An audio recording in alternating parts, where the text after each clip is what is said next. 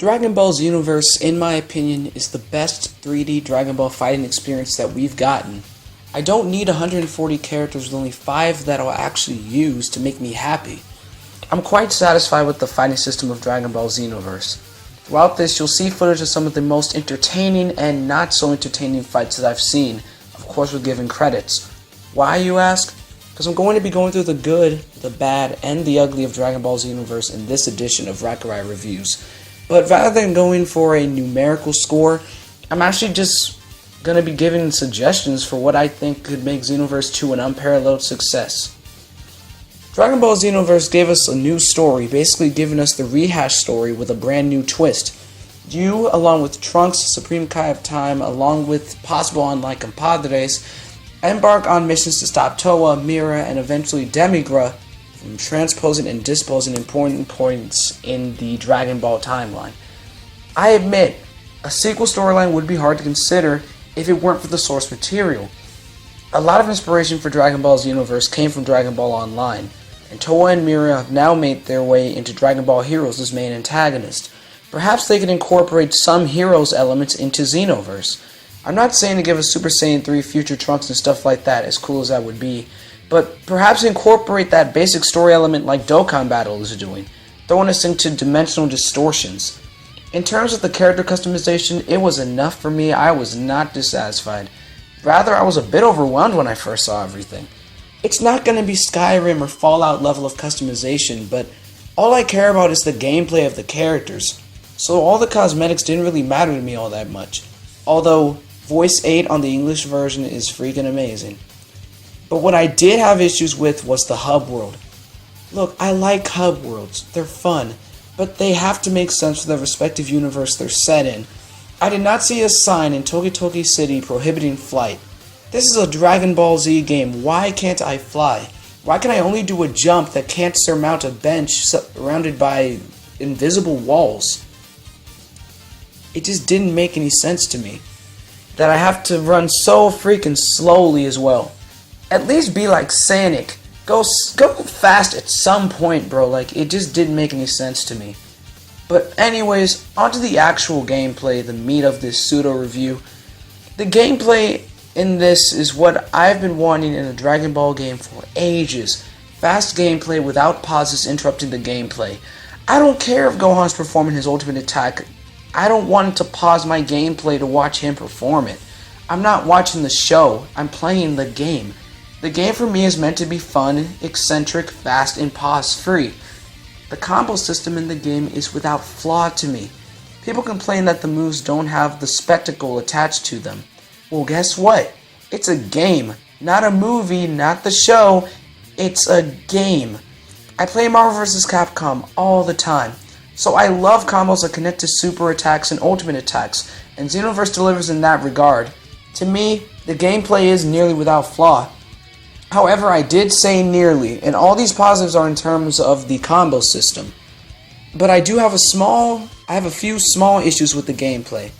For one, I feel like Snap Vanishing could only take 1 bar of stamina to do. For a character that only has like 8 bars compared to a character with 17 stamina bars, it's just kinda cheap. Because in the end, a fight in Xenoverse seemingly comes down to who loses their stamina first. So I feel like making each Snap Vanish cost 1 bar could do some good. I have no other issues with the Snap Vanishing aside from something that could be incorporated from the mobile game I only recently started playing. Dragon Ball Tap Battle. I swear I have not touched Dokkan Battle in days because of this game. I'm not talking about Dragon Ball Legendary Tap Battle, I'm talking about Dragon Ball Tap Battle. That's the entire name of the game. Anyways, there's a system where if someone shoots their beam at you, you can teleport mid-block out of the attack, performing a damaging Snap Vanish counter. How sick would that be in Xenoverse 2? Another thing is this. Dimps did a fantastic job of making every character's combos feel different, unlike Spike, as Dimps does that in every game. However, changing them between transformations, the Super Saiyan Blue Goku and Vegeta DLC honestly looked pretty disappointing to me. Sure, they have different supers and ultimates for the most part, but their combos are exactly the same.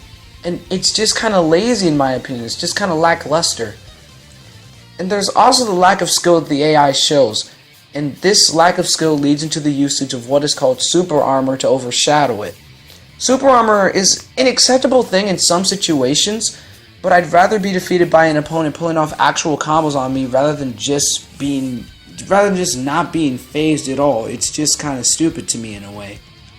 And again, it's just kind of lazy, and it's just really annoying.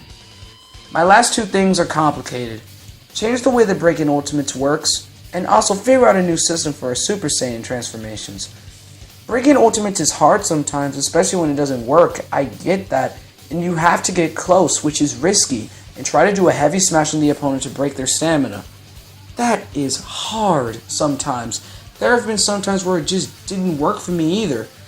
I feel as though it should be as simple as hitting them enough times to make them stagger, kind of like how the grade 8 bosses work. If you can land 3 successful hits, for example, that should be the end of the attack and of their stamina. That's just an idea. And of course, freaking Super Saiyan. I didn't mind it at first. It's actually the most originality of the Super Saiyan transformation that I've seen in a Dragon Ball video game. However, it just has to work differently in some way, or give us transformations for every race. But the latter is not easy, because that would require model modifications, and considering how quickly the game runs, Dimps has said that they just can't do that. It's the same reasons for why fusions won't work in the game. So I propose the following. You must be at max power to perform the Super Saiyan transformation. Not 3 ki bars, max power. If your max is 3 bars, cool. But if your max is higher than that, you'd better start ki charging.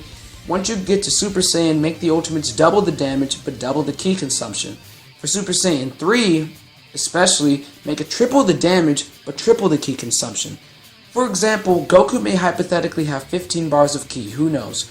He charges to all 15, only then can he go Super Saiyan 3. Once transformed, he performs his Super Kamehameha, which could normally take 3 bars. However, since he's transformed, it will take 9, tripling the damage and possibly resulting in a KO, but will lower the ki a lot. You can charge and gain more ki again, but it will just take longer, like Goku on the Supreme Kai's world. It's complicated, but it could work for the best. And last but not least, before I forget, fix the time limit situation. I get it on servers, but if I'm offline, can we please have a limited time? Team matches are impossible unless you're doing gods versus a pools. That's about it for my criticisms and suggestions, really. But before I end the video, stop blaming the game for how people play it. If you have matches that consist of the players just flying around and spamming ki blasts and throws, it's not the game's fault, it's the players. Any exciting game can be made unexciting with bad players. Stop criticizing Xenoverse. It's the best thing we've gotten in a long time. And furthermore, Budokai Tenkaichi 4 will never happen. Raging Blast 3 will never happen, though huge shout out to Treevax. And Budokai 4 may never happen. Xenoverse is something new, something different. And to just not appreciate it is just being plain rude and disrespectful to the time they spent on it. Anyways, guys, like, comment, subscribe, and share with everyone you know. I do have a goal, I think. I want to see if I can reach 100 subscribers by the end of this year. Maybe I'm shooting too high, maybe I'm shooting too low, but I want to get it in some way, shape, or form. Setting a goal will be the perfect way to start things off for me. Additionally, I'll be trying to upload once or twice a week from now on, per suggestions from some dear friends. Until next time, sayonara, and I will see you all in the next Dragon Ball Z video. Have a blessed day, and this is Rakarai signing off.